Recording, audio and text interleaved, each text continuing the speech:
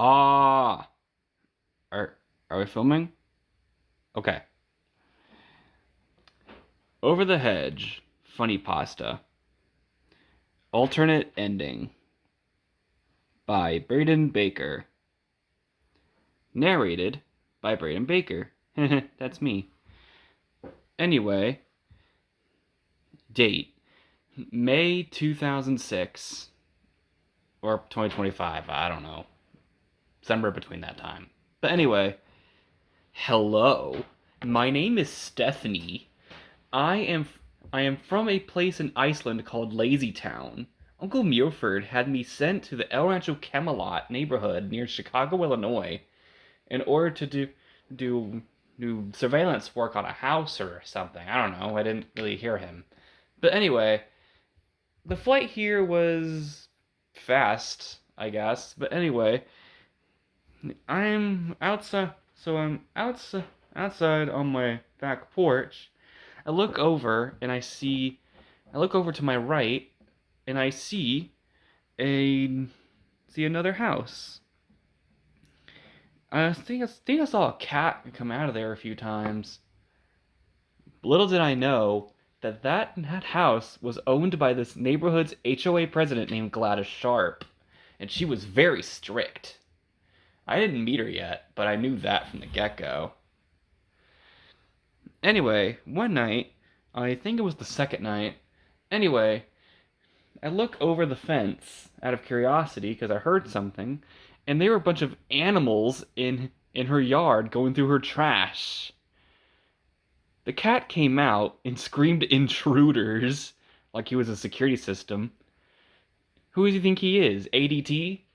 Anyway, so Gladys came out and screamed. She tried to hit the animals with a broom and she screamed, "I just waxed this patio!" The animals ran into the forest after that. Next few days were chaos caused by the same animals. Hell, one morning I even woke up to my trash cans outside being knocked over and ransacked. It was at that moment where Gladys decided to call an exterminator. I was sitting in my living room watching reruns of Lazy Town when I look out my window and I see the Verminator's truck outside on a nearby street. It was it was then where I thought things were gonna get serious. For the rest of that following night, I look over the fence, and out of curiosity, well, first I was in my garden to get some fresh air. Second, I looked over the fence and I saw Gladys and the Verminator talking. Gladys ended up mentioning something. She said, "Okay, did you install the D-Pelter Turbo?" And the Verminator proceeded to say that's a contraband item. I didn't even know what that meant. But then he turned on a device in her yard and lasers turned on. But then he threw a stuffed bear into the laser grid of the weapon and it ended up ruined afterwards. Side note, why would he do that to a stuffed bear? Like, what did that bear ever do to you? He was cute. Oh well. Anyway, anyway, the next day was a neighborhood block party for the HOA. And so, I go to sleep that night, and the following day, I wake up to what sounds like commotion coming from Gladys's house. And then, around 45 minutes later, the Verminator's truck comes back speeding through the neighborhood and crashes into her house.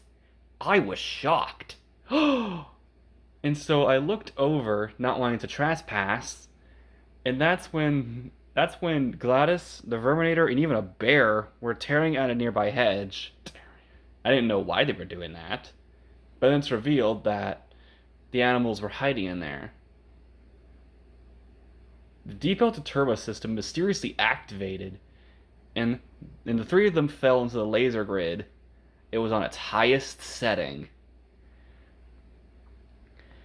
But then, a massive beam came out through the weapon and even destroyed a satellite orbiting Earth. How they survived. The three of them were in a cage. The bear, Gladys, and the Verminator. That bear has a name, you know. Yeah, Vincent. Anyway, Vincent was being anyway, sorry. Anyway, there was sorry, my brain is not wanting to cooperate today. Anyway, they ended up in a cage and with ruined clothes and hair. How they survived that is beyond me, but I guess magic. I don't know. I don't know. Don't ask me. Anyway, Gladys and Verminator and Dwayne, I think his name was. I don't remember. But anyway, they ended up getting arrested by the police, where Gladys said, "Officer, please, it was that Verminator. He sold it to me. This has nothing to do with me." The cop then told her that it was in her yard, her name was on the contract, and so she could tell it to the judge, or something like that. "No, it's not my fault. Let go of me," she said. And then she screamed, "I can't be arrested. I am president of the Homeowners Association." She punched the cop, shockingly punched the cop to the ground. They tackled her. The Verminator managed to get away, somehow. Maybe he thought it was GTA or something. But anyway, Gladys managed to get up, and surprisingly, she ran like Sonic away from them, very fast. She ran out of the neighborhood and towards the city of Chicago. What happened to her after that is not as anyone's guess. But anyway, I saw the animals celebrating behind a hedge. They were actually I don't remember what they were. Possums, a squirrel, a skunk, her cat, Gladys's cat, who joined them, a turtle, a raccoon, and Peep, and their and porcupines. Yeah, porcupines. Respectively. Their leader was now RJ. But then, something shocking happened. They were all put in a cage. And in this cage were the stuffed bunny and stuffed bear that Dwayne also used. The bear was still ruined, unfortunately. And the cage was being held by no other than Michael Jackson. He said that they would be looked down at them and said, "Y'all be great additions to my Neverland Zoo." And then he then went out to the yard where everyone was starstruck to see the King of Pop right there in the neighborhood. Even the Animal Patrol people were still there. Like, wow, that's actually him.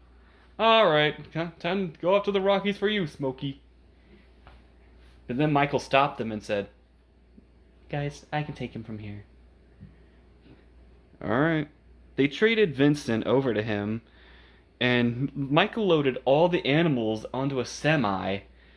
They individually had a seat in the truck, and then he had it drove off from Chicago to Atlanta. First, he stopped in Atlanta because he wanted to go to the Lenox Square Mall to get the bear repaired. The bunny was already repaired somehow. Once he did that, he got back into the truck and they went off to Neverland Ranch in California, where Michael looked down at the animals and said, "I stopped because I had to repair that teddy bear. Other than that, y'all would be great additions to my Neverland Zoo." Vern complained that he didn't want to go to Neverland. "I don't want to go to Neverland Zoo. I want to be free." RJ replied, "Yes, we want to be free animals. We need to eat." Vincent glared at him and said, "Shut up, RJ. Shut up." They drove into the sunset as they drove towards California. Anyway, a few days later, I had to go back to Lazy Town. The end.